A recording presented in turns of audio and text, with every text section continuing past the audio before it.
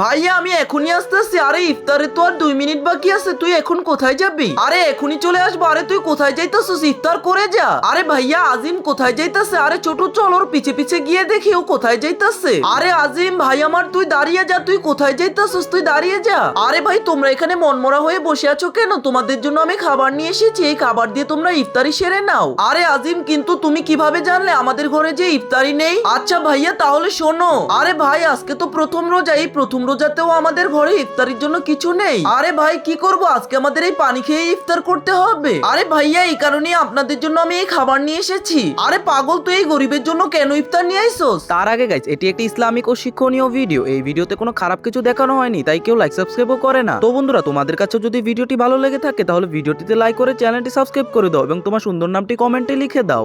আরে ভাইয়া রমজান মাসে শুধু না খেয়ে রোজা রাখাটাই আসল নয়, গরিব দুঃখী মানুষদেরকে ইফতারি করানোটাও অনেক জরুরি। আরে ভাই পাগল তো তুই নয়, পাগল হচ্ছে আমরা, কারণ তোর মতো আমরা এইভাবে গরিবদের কথা ভেবে দেখিনি। আরে ভাই এই নাও তোমরা এখন এটা দিয়ে ইফতারি করে নাও।